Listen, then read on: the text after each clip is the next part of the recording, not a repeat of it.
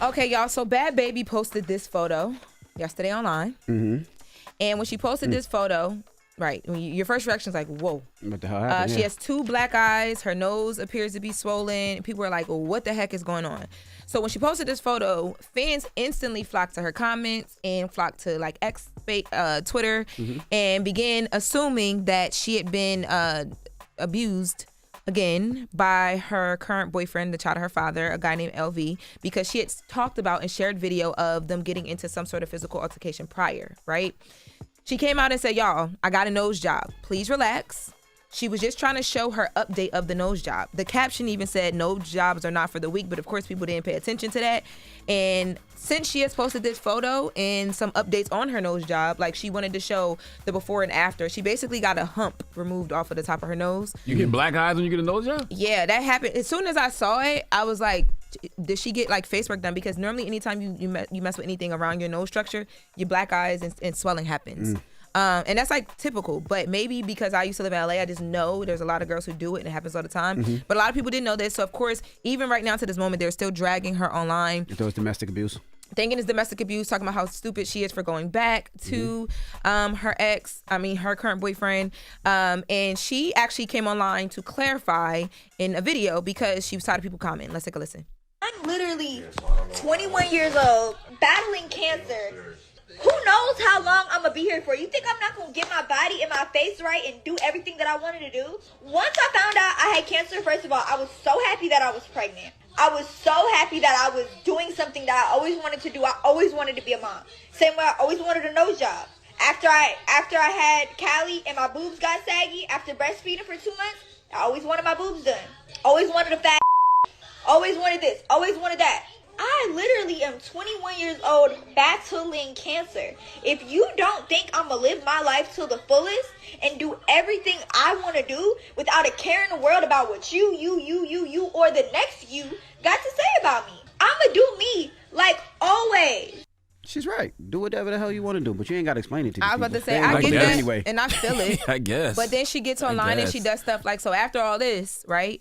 She then went online and posted photos of her, this is before the nose job, with like bloody legs, like bruised up legs.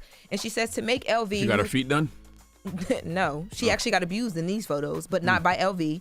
Allegedly, she says that she posted these because she wanted to make LV, who is her current boyfriend, feel a little better because people keep trolling. And now he's arguing with her for sharing her recovery journey and the fact that people are making jokes. She says he's not the only one who has put hands on me. She alleged that she's only been with 3 men that she took serious, and all of them put hands on her. Maybe she's the problem, and these are supposed to be some of the scars from those situations.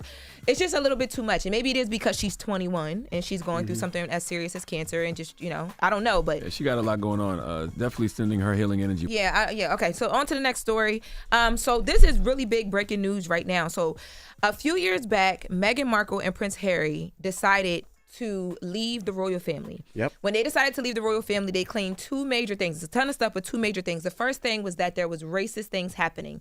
The baby's skin color was asked about, and Meghan Markle was being treated differently because she's a mixed race woman, a black woman. Her mom is black. But also they said the way that they're being treated by the paparazzi over there, it was very similar to how Princess Diana was treated. And Prince Harry said, I'm scared that my wife will end up how my mom did. And you guys know Prince Diana famously died in a car crash while trying to escape paparazzi. And he also said, we're going to have children. And they, at the time, I think they had their first kid. He didn't feel like his kid was safe because paparazzi was doing everything they could to see the baby. They left, they went to Canada, then they came here and they moved to LA, right? So there was a last minute settlement just reached today, January 22nd, between Prince Harry and Rupert Murdoch's News Group newspaper. Now, the accusations of this lawsuit that was filed back in 2019, I believe, was that the News Group newspaper spied, and they were very predatory in the ways that they went about getting news about Meghan Markle and Prince Harry. So the settlement that they reached today was met only one day after trial. They did not provide an exact dollar amount of how much they reached, but it had to be a pretty good payout. And the terms were that the news group people had to give a full apology to Prince Harry for hacking into his mobile phone, encroaching on his life, while also admitting that one of its tabloids, The Sun, recruited private investigators to commit illegal acts. Right? Now, this is to me, extremely scary, because if you go that far, it's like, who else knows about what we don't know happened? And a part of the settlement, right, for them to not go further in court was, we don't have to dig into that. So now anybody from this news group doesn't have to get on the stand and talk about everything else they've done, be asked questions so that we can really find out what else they did to get these stories. Sweep it under the rug. I can't believe that they even had to prove that these news outlets are predatory. I mean, number one, if you got paparazzi chasing folks down, you, Lauren, call sources every damn day.